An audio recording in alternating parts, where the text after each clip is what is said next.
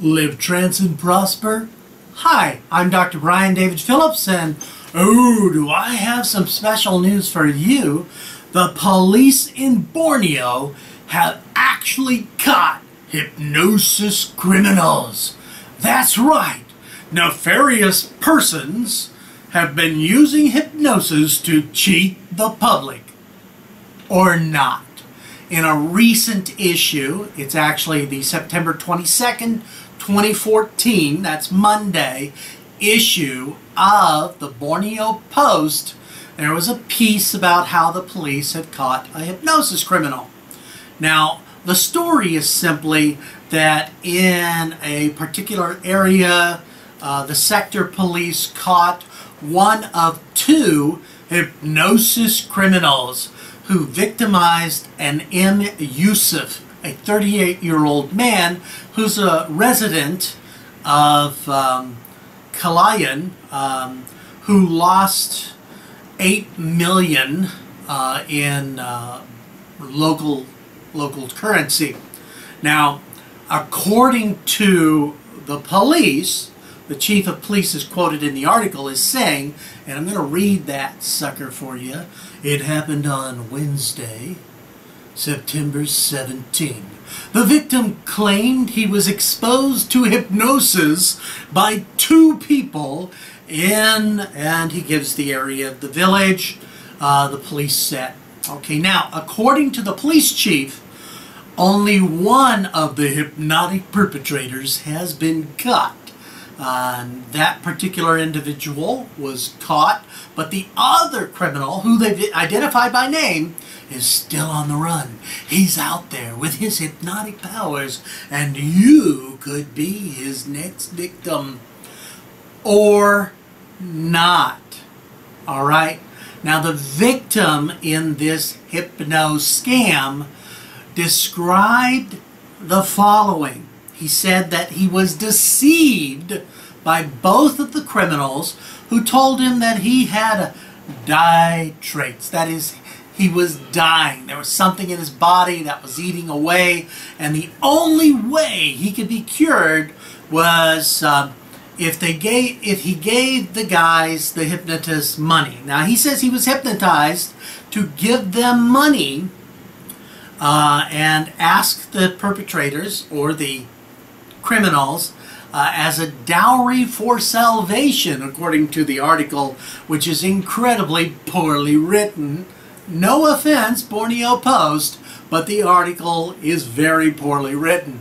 Okay? It's difficult to understand. Probably a translator who used a translation algorithm or is just insane, or I don't know. But if he gave the money, then they would use their powers in order to get rid of this dire disease in the guy.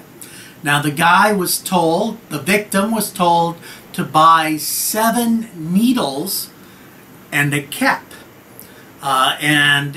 He was told that his condition was very serious, and these needles, 7 needles and a cap, a special cap, would in fact eliminate the disease from his body.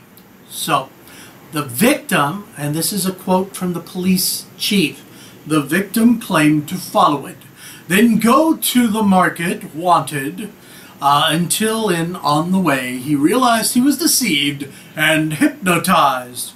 He quickly went back, and it turns out the 2 men were not in the place. He realized he'd been cheated. He'd paid the money, and he ran back, and they were gone. Now, the police caught one of the guys, and the case is ongoing. But here's the thing. These kind of stories occur in the news all the time, and they're just not true. Oh no, the crimes are real. The hypnosis isn't real. Typically, in a case like this, it has absolutely nothing to do with hypnosis. Rather, this is just a case of a con man using a very simple trick to deceive someone, to trick them, con them into providing money. No hypnosis necessary. Gullibility is the key. Now, I teach social influence, all right? I also teach waking hypnosis. Waking hypnosis is walking up to someone and boom, hypnotizing them with their eyes open. Ooh. Social influence is our ability to communicate with others and to influence their behaviors, their attitudes, values, and beliefs, and to get them to do what we want them to do. But neither waking hypnosis or typical above-board social influence is at work here. Instead, this is a form of social engineering. This is engineering behaviors through manipulation. Okay? It's a con that has nothing to do with hypnosis. But in certain parts of the world, including the US, because I've seen identical stories to this coming out of New York City and Hawaii. So those of you from sophisticated countries, so much brighter and more educated than peasants in Borneo, well, you can just shove those ideas and attitudes up there, wahoo, because it doesn't matter. It's still possible to become a victim of these kind of scams, and scam it is. Many times in certain places, folks realize they've been cheated and they're embarrassed, and they honestly can't accept that they've been so gullible and been taken advantage of. So what happens is cognitive dissonance starts whooping around inside the old brain, and they have to come up with an idea, a way of explaining it. Hypnosis, because they see movies, people see movies, they see hypnosis shows on TV. Go on to my YouTube channel and look at all the videos I get people to do all sorts of weird stuff in my shows.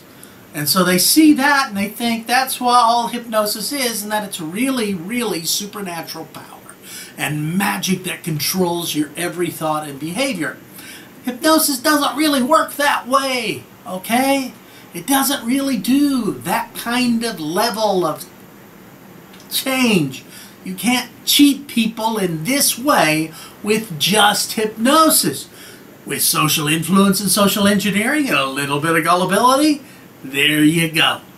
But traditional, typical hypnosis doesn't do this. This has nothing to do. I'm very sorry, sir, that you were cheated, and I hope that you get your money back, and I hope these guys do, in fact, get prosecuted, and if indeed this is all above board, that they are, in fact, penalized for it. But it has nothing to do with hypnosis.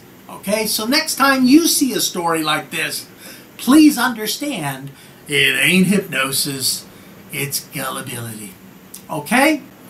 Now, please, I hope that this has been helpful or entertaining or educational for you. And please click the like button. It lets us know that we're doing the right stuff and that we're heading in a direction you like.